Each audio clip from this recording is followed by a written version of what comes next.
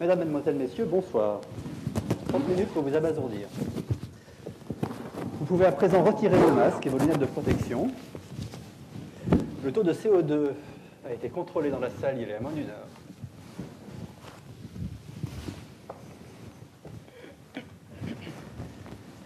Nous sommes le 12 octobre 2047 et l'émission se déroule aujourd'hui à Grenoble.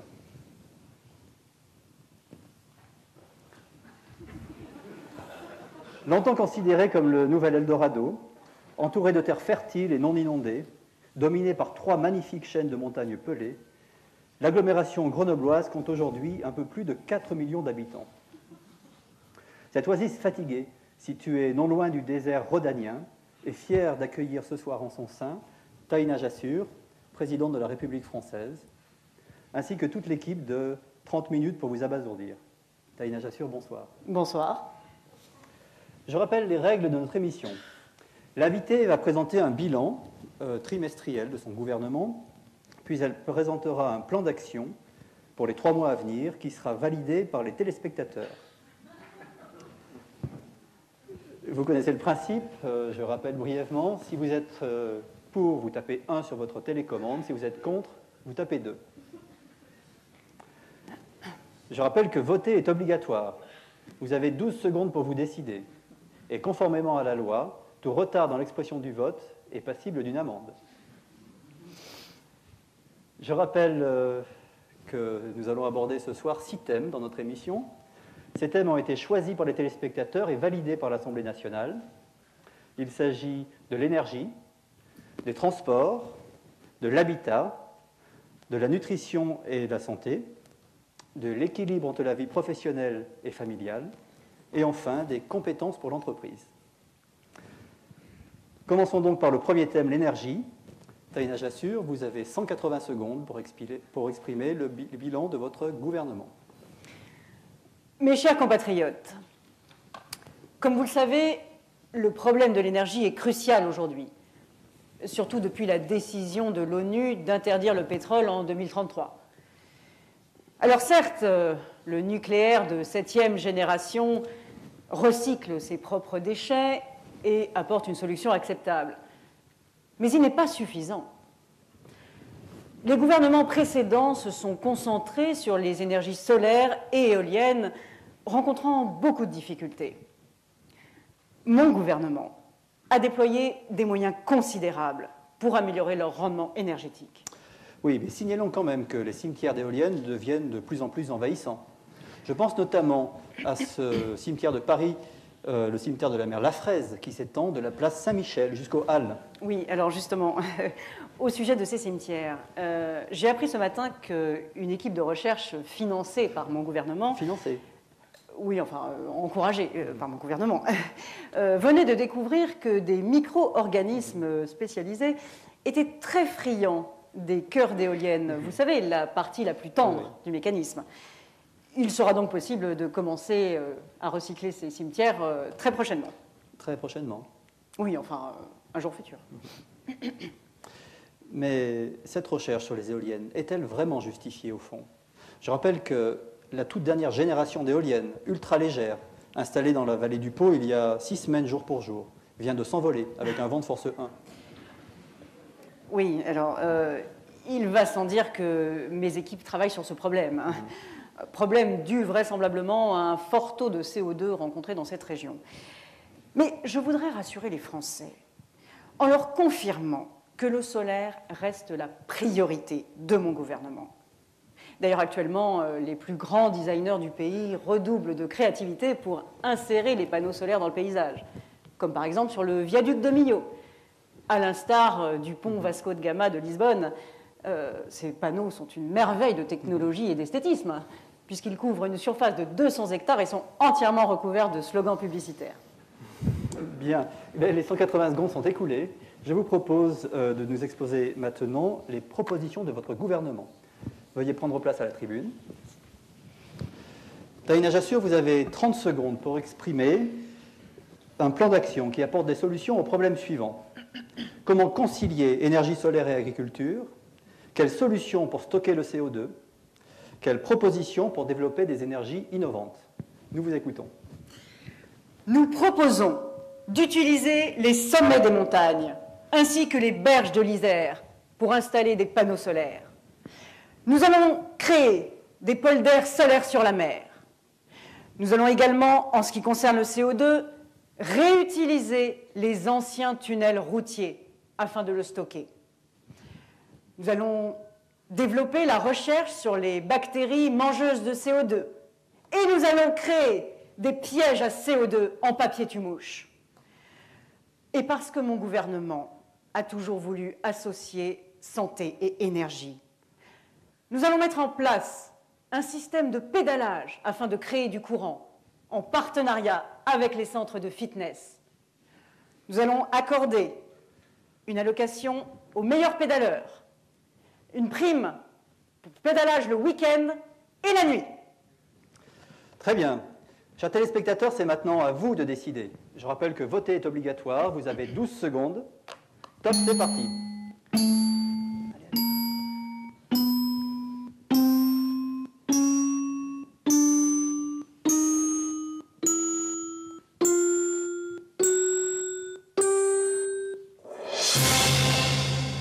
Eh bien, les propositions recueillent 51,9% des suffrages. Elles sont validées. Merci. Nous allons passer maintenant au deuxième thème de notre émission, les transports. Depuis l'interdiction du pétrole en 2033, les avions et les voitures ont complètement disparu.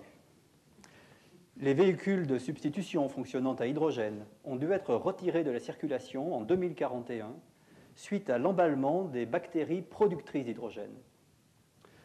Depuis, ce problème n'a toujours pas été résolu. Pourtant, les plus grands laboratoires y travaillent jour et nuit.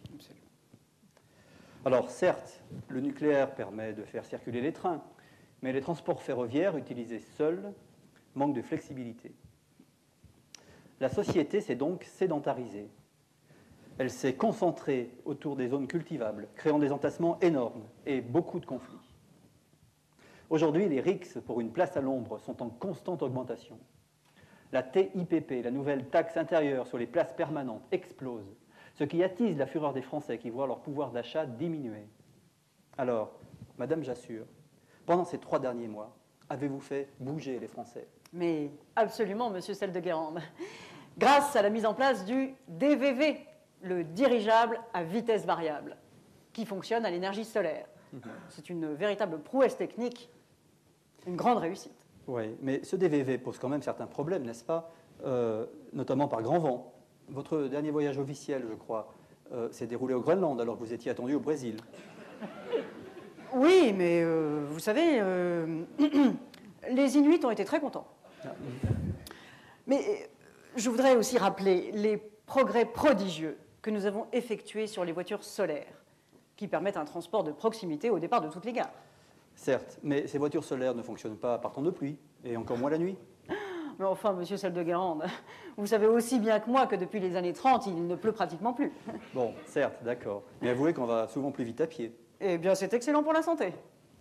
Mais sachez que nous avons également renforcé les transports à traction humaine et animale, qui sont en plein essor et très prometteurs. Bien.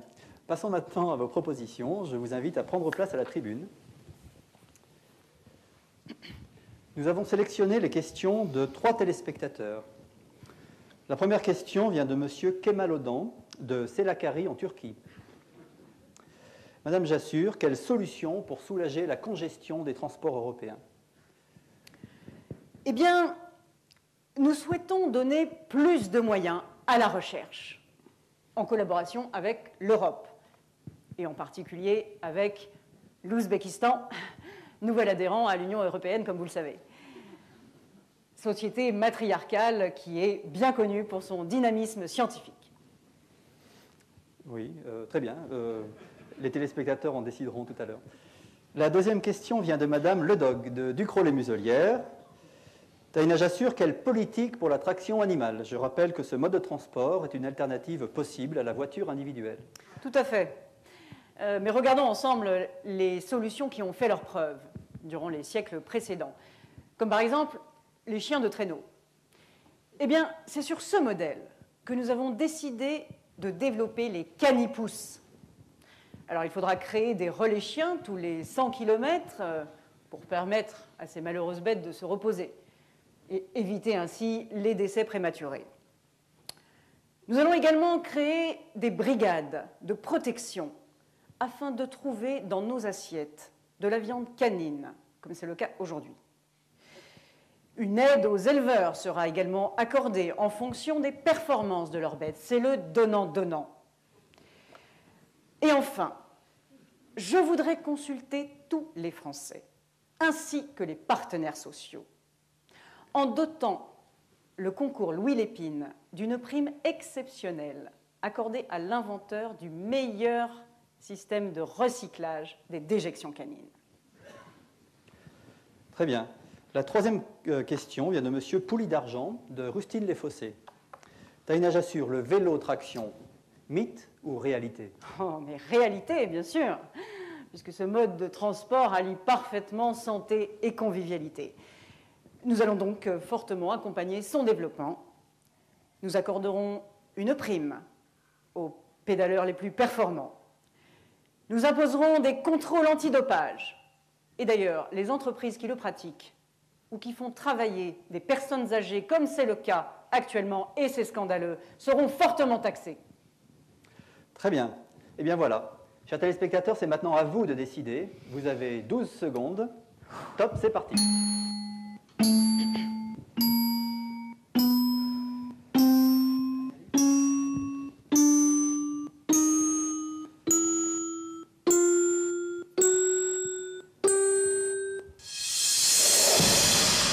Ah, 46,6%, eh bien, ce n'est pas suffisant. Taïna Assure, vous avez 3 mois pour préparer un projet qui soit plus convaincant.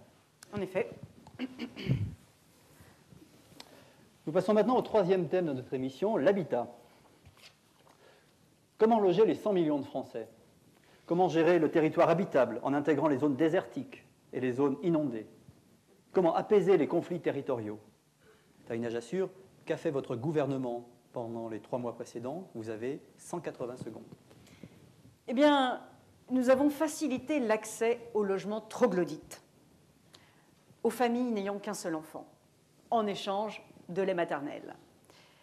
La priorité a été donnée aux personnes exerçant des métiers difficiles, reconnus d'utilité publique. Je pense en particulier à nos amis les souffleurs d'éoliennes, qui s'époumonnent chaque jour et font un travail formidable avec les partenaires sociaux. De plus, notre bilan est tout à fait positif en matière de revalorisation des zones désertiques. Nous accordons une allocation aux personnes souhaitant s'y installer, ainsi qu'après à taux zéro aux familles souhaitant creuser leur propre caverne dans ces régions. Cette mesure s'accompagne d'une prime exceptionnelle d'1 bouteille d'eau minérale par semaine pendant 1 mois. Vous savez, j'ai souvent rencontré les populations de ces régions et je peux vous garantir qu'elles sont pleinement satisfaites de ces mesures. J'en ai d'ailleurs eu la preuve pas plus tard que la semaine dernière en visitant le désert du Luberon. En êtes-vous absolument sûr? Parce que des émeutes ont quand même éclaté régulièrement depuis la pénurie d'eau potable et de terres cultivables. Les chiffres parlent d'eux-mêmes. Regardez, l'an dernier, les vols de bidons d'eau ont augmenté de plus de 25% en 1 an. Alors, oui. Quelle est votre action? Oui, écoutez, vous savez, les médias et les instituts de sondage ont beaucoup gonflé les chiffres. Enfin, ce que je veux dire, c'est que par ailleurs, le nombre de plantations sauvages a considérablement baissé. Et ça, les chiffres n'en tiennent pas compte. Non, enfin, je crois que ce qu'il est important de souligner, c'est que la moyenne de désertification du territoire reste tout à fait acceptable en comparaison à certains pays comme, par exemple, l'Afrique centrale. Et je dois dire que l'inondation progressive de l'arrière-pays breton contribue à faire baisser cette moyenne. Et ça, je crois que nous pouvons nous en féliciter. Eh bien, il est temps de passer à vos propositions. Je vous invite à prendre place à la tribune.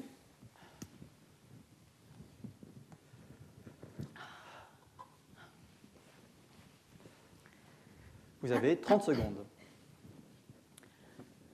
Je voudrais axer la politique de mon gouvernement sur la mobilité, afin que notre société reste en mouvement. Et également, je voudrais créer des mobilutes pour promouvoir cette mobilité, mais également afin d'éviter l'éclatement des familles. En ce qui concerne les logements en dur, qu'ils soient souterrains ou à l'air libre, je propose un système de rotation tous les 6 mois pour que chacun puisse avoir accès aux étages les plus proches du sol et donc les moins pénibles. Et dans un domaine plus ludique, afin de restaurer les liens sociaux qui font cruellement défaut aujourd'hui suite à la pénurie de pétrole, je voudrais développer le tourisme de proximité en favorisant les visites des villages voisins et en créant les vacances éclairs qui seront d'une demi-journée par trimestre. Très bien. Passons au vote maintenant. Chers téléspectateurs, c'est à vous de décider. Vous avez 12 secondes. Top, c'est parti.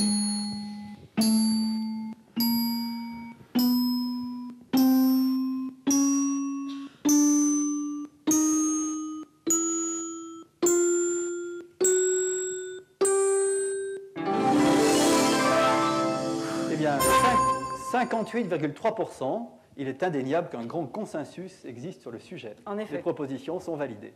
Merci. Nous abordons maintenant le 4e thème de notre émission, la nutrition et la santé. C'est un sujet de fond qui préoccupe beaucoup les Français.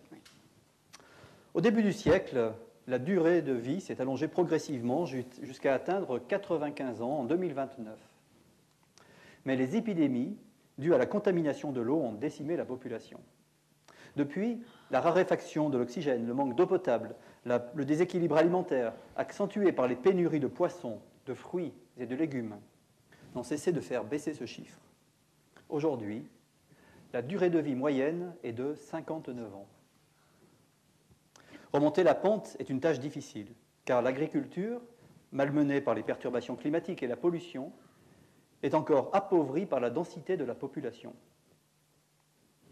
En ce qui concerne la nutrition, les OGM ont été abandonnés, suite à l'épisode des moutons phosphorescents, qui ont créé de graves décollements de rétine chez les bergers. La viande bovine et la viande chevaline font l'objet de nombreux trafics, bien qu'interdites à la consommation, à la demande du ministère de l'Agriculture et des Transports. Enfin, l'obésité chez les femmes est un véritable fléau. Alors, Taïna Jassur, quel est le bilan de votre gouvernement sur les 3 derniers mois? Vous avez 180 secondes. Eh bien, je vais vous dire les choses telles que je les pense. Je dois tirer mon chapeau aux équipes du gouvernement qui ont travaillé d'arrache-pied, main dans la main, avec les partenaires sociaux, pour trouver des solutions pragmatiques à ces problèmes cruciaux. On leur doit le développement du plancton de synthèse, des salades artificielles et des cartouches de nutriments, tous ces nouveaux aliments étant produits par des bactéries spécialisées. On leur doit la reconversion des souterrains du métro en carrés potagers, éclairés par les moutons phosphorescents dont vous parliez tout à l'heure. On leur doit enfin la déclaration annuelle d'alimentation, véritable fondement de la politique de santé publique de la France. Et ça, monsieur Selde-Guérande, peu de gouvernements en ont fait autant auparavant. Certes, mais certains de vos détracteurs vous reprochent quand même de n'avoir pas assez travaillé en profondeur, d'avoir pris des mesures parfois trop superficielles. Oh non, non, au contraire, nous avons travaillé en profondeur, monsieur Selde-Guérande, puisque nous avons instauré des galeries potagères dans les sous-sols des HLM troglodytes. Soit, mais qu'avez-vous fait pour l'eau? Oh, mais enfin, monsieur Selde-Guérande, vous semblez ignorer la mise en place en Terre Adélie de récupérateurs d'eau douce provenant de la fonte de la banquise. Véritable bénédiction pour notre population. Oui, on peut voir les choses comme ça. Bien, il est temps de passer aux propositions de votre gouvernement. Je vous invite à prendre place à la tribune. Vous avez 30 secondes. Moi, je veux mettre en place le permis de pêche à points afin de lutter contre le braconnage sauvage des eaux territoriales. Je m'engage à renforcer les distributeurs de graines de lin qui sont la cible de nombreux trafiquants pour que chacun puisse avoir sa ration d'oméga 3 quotidienne. Et enfin, pour lutter contre l'obésité des femmes, j'interdis l'usage des ascenseurs dans les entreprises. Et pour compléter cette mesure, des centres de pédalage seront installés dans les salles de repos de toutes les entreprises. Ces mesures seront contrôlées, bien sûr, par la puce vitale, implantée sous la peau de chaque citoyen. Très bien, eh bien c'est terminé. Chers téléspectateurs, c'est maintenant à vous de décider. Vous avez 12 secondes. Top, c'est parti.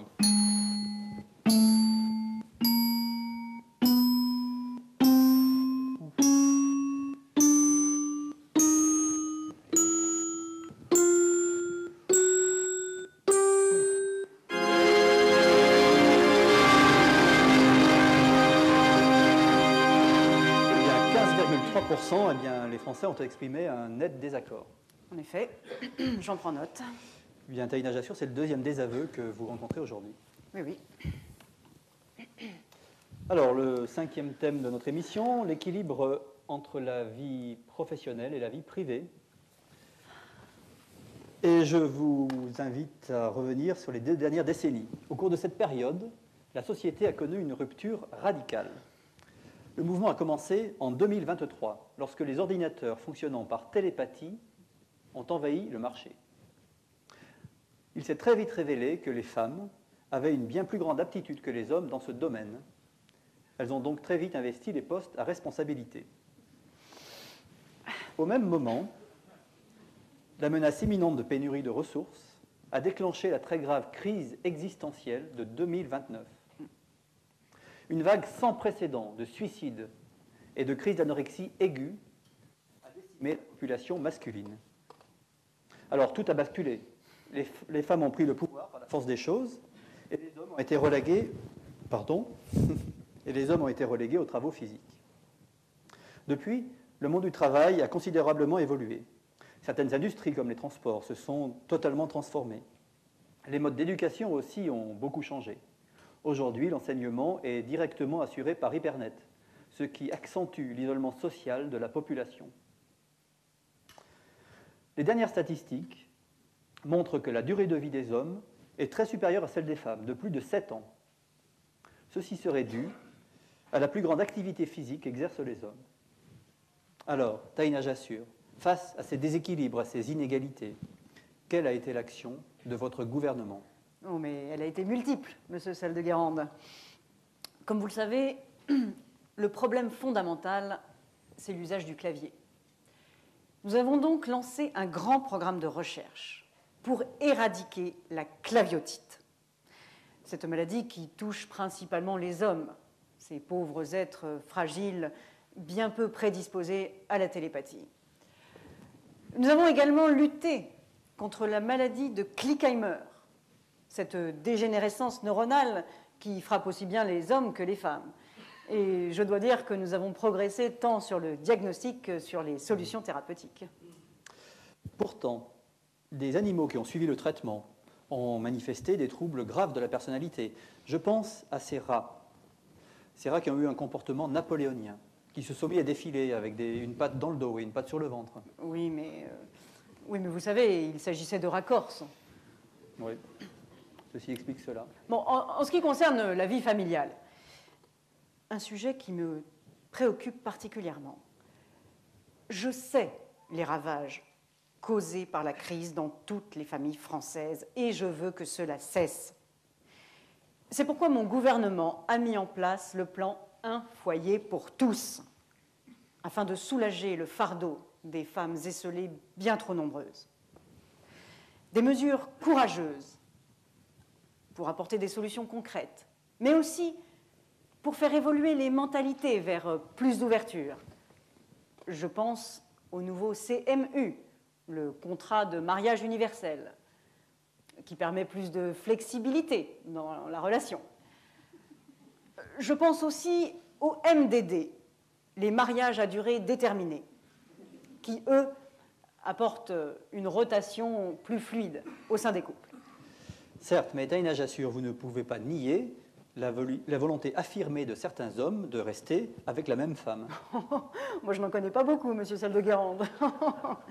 Et ce n'est pas une poignée de marginaux, certes, peut-être très actifs, qui infléchira la politique familiale de mon gouvernement. Non, non, c'est pourquoi nous continuerons à la mener avec la plus grande détermination.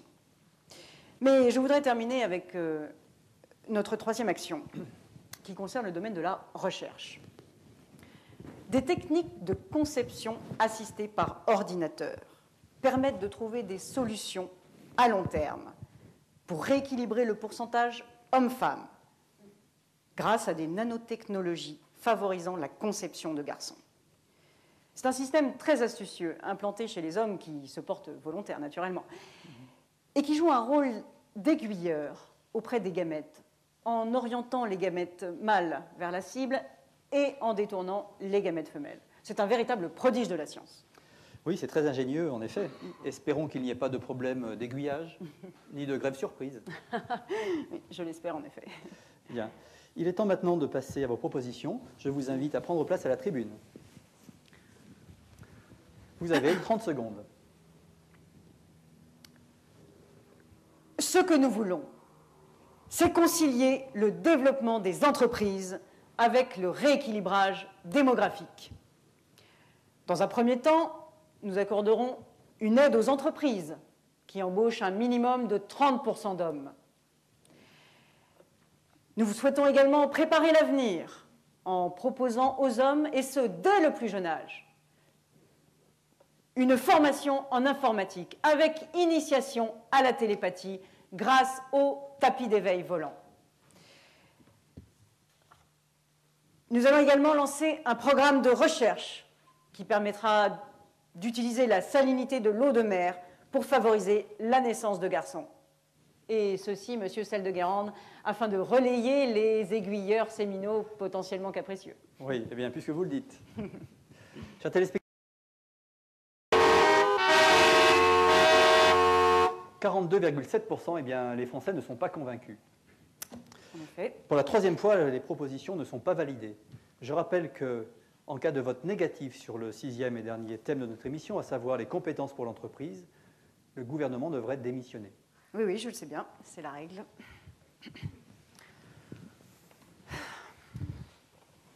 Alors, Taïna Jassur, pour ce dernier thème, vous avez souhaité présenter les résultats de l'étude que vous avez menée auprès des entreprises les plus performantes de notre pays. Absolument.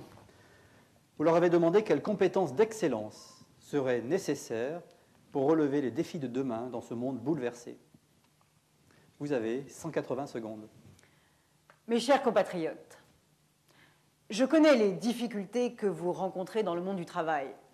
Je sais qu'on vous en demande beaucoup, mais croyez-moi, cela est nécessaire dans le contexte actuel pour construire un futur meilleur.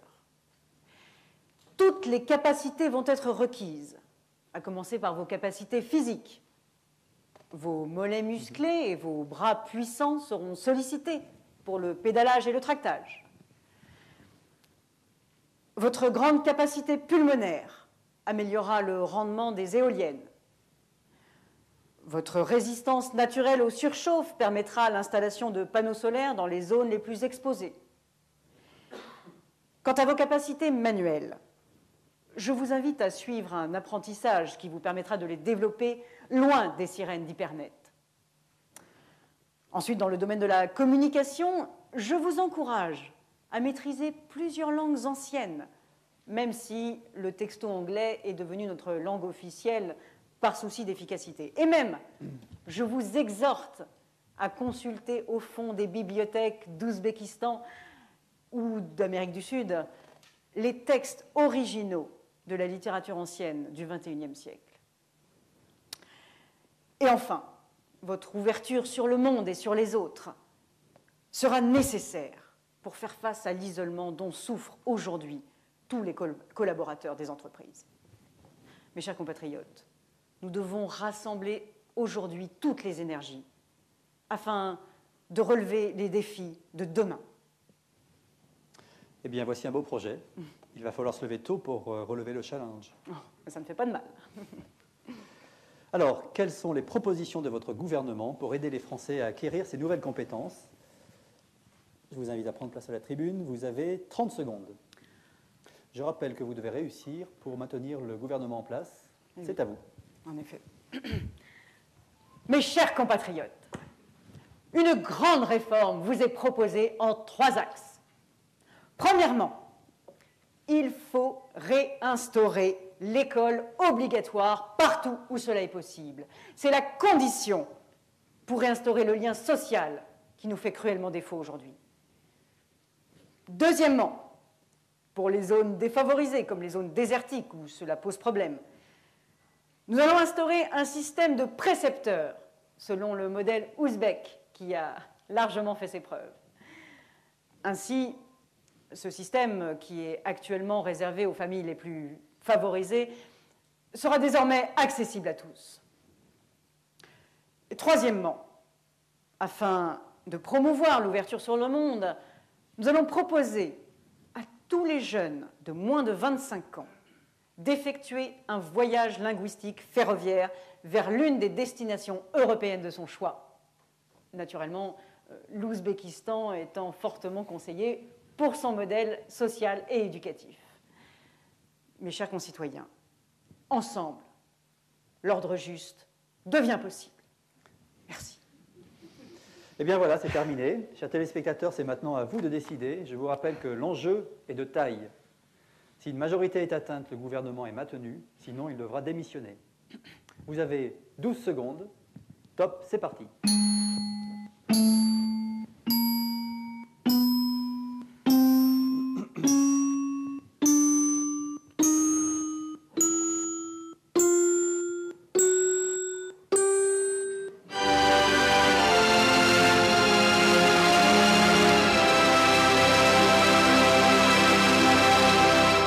« 51,1%, eh bien les propositions sont validées, le gouvernement reste en place. Tant mieux. C'est un triomphe de la démocratie. En effet. Merci. Eh bien, c'est la fin de l'émission. Merci de votre participation. Merci à vous. Je rappelle que 3 thèmes n'ont pas reçu l'approbation des Français ce soir.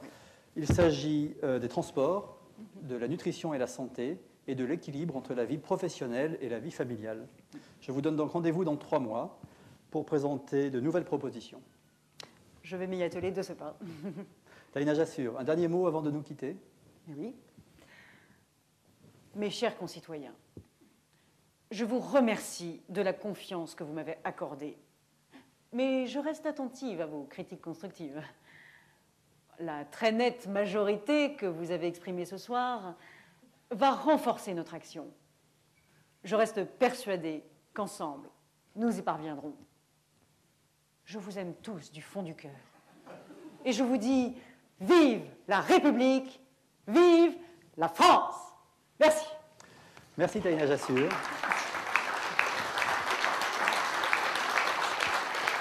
Merci à tous.